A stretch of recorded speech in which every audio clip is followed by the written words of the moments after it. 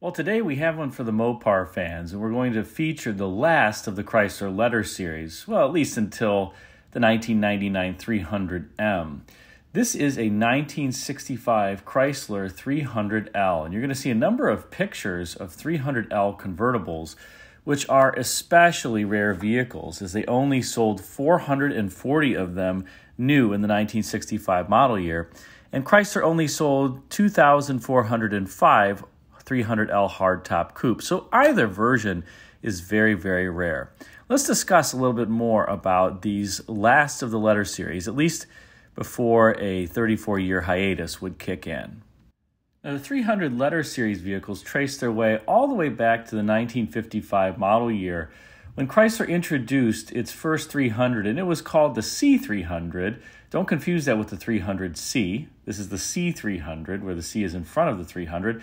And that was just because the C designated all Chrysler models that were built on the New Yorker series. And the C300 was really aimed at being a personal luxury coupe that could also have success in the NASCAR circuits that was sold to private ownership at the same time. It did come with a Hemi engine, Chrysler's 331 cubic inch V8 that made 300 horsepower at the time, and it had two 4-barrel carburetors. So it was quite peppy. This engine could only be found under the hood of the C300 at the time.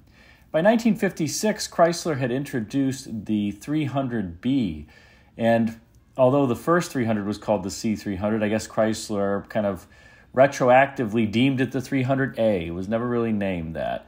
But they started off the letter series really with the 300B in 1956.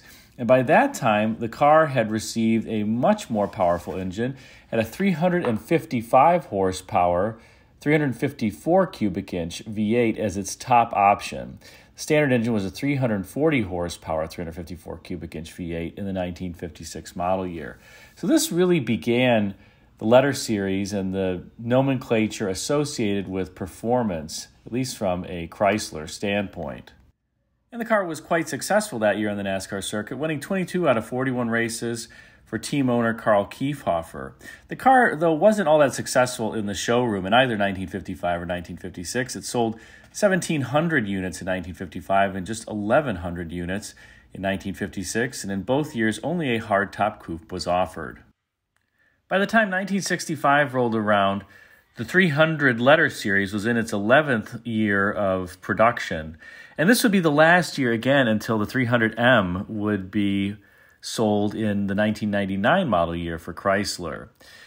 Like other Chryslers for 1965, it featured all new styling. And this 300L rode atop a 124-inch wheelbase, and the car measured about 218 inches in overall length and just under 80 inches in width. It had now become a bit larger vehicle, with the wheelbase growing by 2 inches over the 1964 version, and the overall length growing by 3 inches. But that was the trend for the time.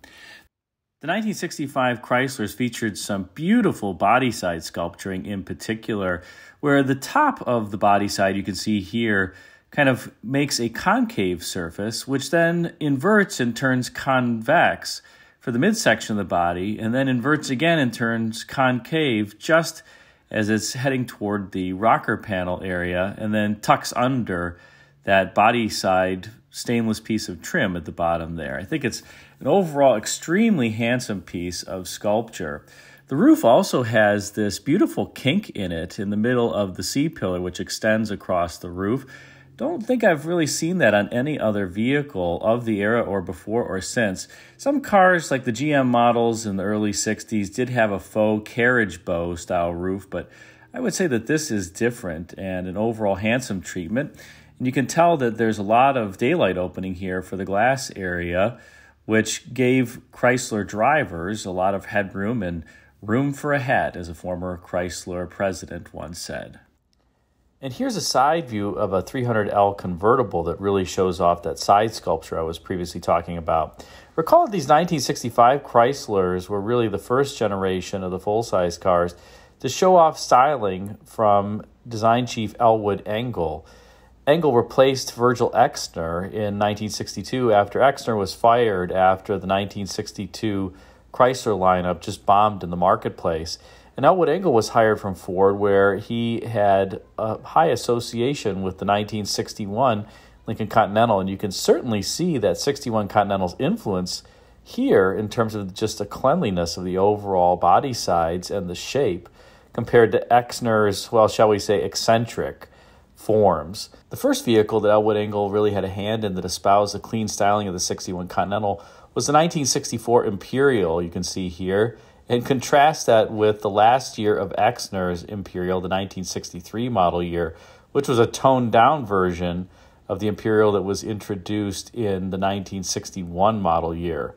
Exner certainly had an eccentric taste, and unfortunately, some loved it, some hated it, but Exner was ousted in Chrysler, as I mentioned, in 1962.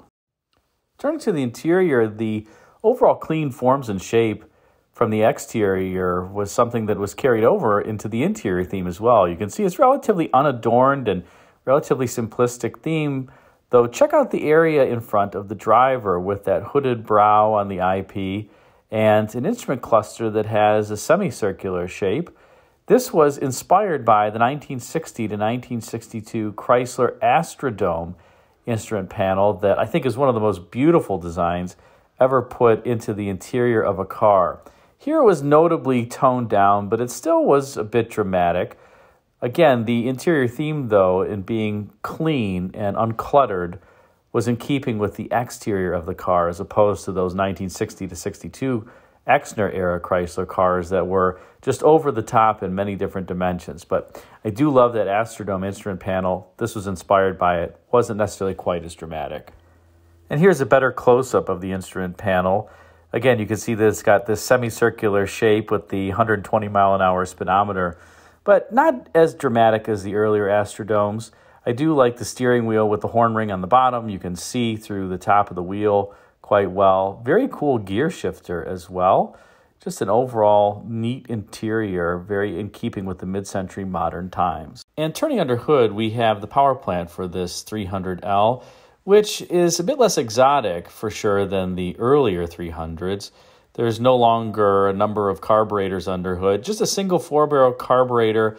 You can see the air cleaner there, which Chrysler called the unsilenced air cleaner. There were some performance elements to this 360 horsepower, 413 cubic inch V8, which included a dual point distributor and a bit of a hot cam. It did come standard as well with a 323 rear end differential. And if you got air conditioning, you can see the Chrysler AirTemp 2-piston compressor there, which definitely generated very, very cold air.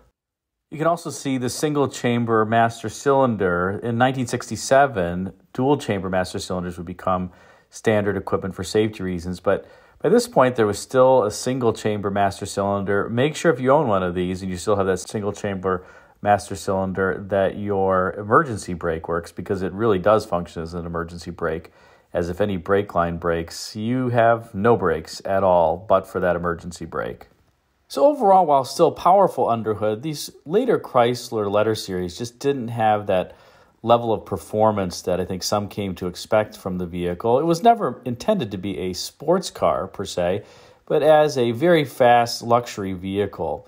And you can see there is certainly some luxury touches on the interior. Standard were these bucket seats.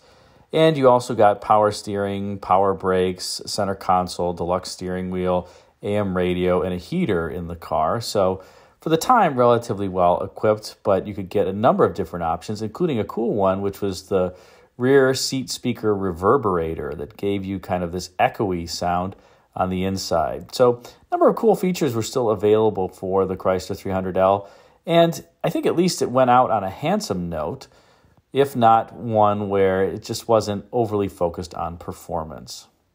Hope you enjoyed the spotlight on the last of the letter series, the Chrysler 300L. If you did, be sure to like, comment, and subscribe, and check out the video thumbnails at bottom left and right for some suggestions for you.